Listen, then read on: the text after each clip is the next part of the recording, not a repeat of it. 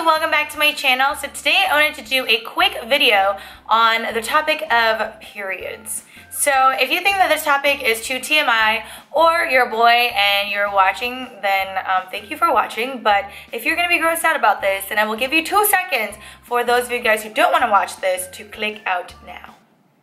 So these are just tips that I've learned throughout the years that I wish somebody would have told me when I kind of first started getting my period, because I feel like it's one of those things like in middle school where you're just kind of like really nervous and like all your friends start getting it and then you feel like you're like the last person to get it, and then you start getting cramps and then you get all these things, and then it's just I don't know why I always wanted one when I was in middle school, because it's really annoying. So with that being said, let's move on to my 10 tips for the time of the month. 1. Drinking a lot of water. I know it doesn't sound like the best idea since you're already bloated and the last thing you want to do is put more liquid into your body, but drinking water will actually help flow everything through, no pun intended, but really it does help. So keep drinking water when you're on that period. 2. Staying away from caffeine, sugary food, salty food, basically anything that you're craving during the time of the month. And the reason I say that is because those things actually make your cramps a lot worse. And yes, it might make you feel really, really awesome when you're craving it and you get it, but then trust me, like an hour or 2 hours later, you're just gonna feel even worse because that is really going to make your cramps a lot worse. 3. Keeping active. I used to get really, really bad cramps. Bad cramps to the point where I would be sleeping and then it would wake me up because it was so painful. So what I've been told is to exercise. And I thought it was the stupidest thing because the last thing I want to do is get out of bed when I'm in pain to go and exercise, which is something that I don't really love doing anyways.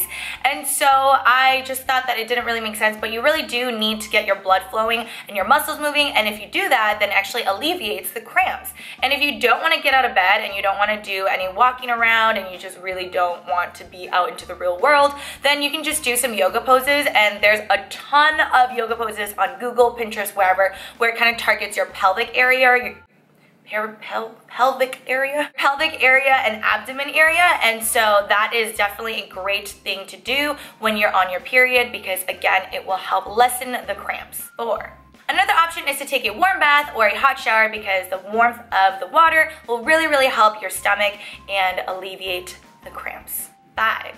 Okay, you don't want to work out, you don't want to take a shower, you just want to sit in bed and binge watch TV. I get it, it happens. What you can do is grab some uncooked rice, put it into a bowl, put it in the microwave, pop it back out, put it into a pillowcase, and then you just place it on top of your stomach and binge watching Netflix, here you come. I'm sure you guys already know that heat helps muscle cramps. Anytime you have just regular cramps in general, you know how you have those heat packs, kind of the same idea, you just put it onto your abdomen area and cramps be gone. 6. Now if your cramps are becoming excruciatingly painful, which that has happened to me many, many times, just pop some Advil, you're fine, okay? 7. If it's your first couple of days of your period and you know your flow is a little bit heavier, yes I know, TMI, but girl, it happens, then stick to wearing dark jeans because the last thing you want to do is wear light colored jeans and then have some leakage going on, and then it just is going to be super embarrassing, so just keep that in mind. 8. Speaking of leaking, because you know sometimes it happens and I hate that word, it just kind of grosses me out. Speaking of that, bring extra pair of underwear. I'm not saying toss it into your backpack or like your purse. Put it into a little mini makeup bag or something like that where you put extra tampons or extra pads.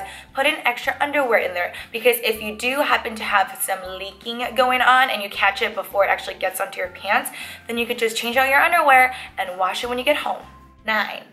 If you're worried about leaking while you're sleeping, then wear a tampon.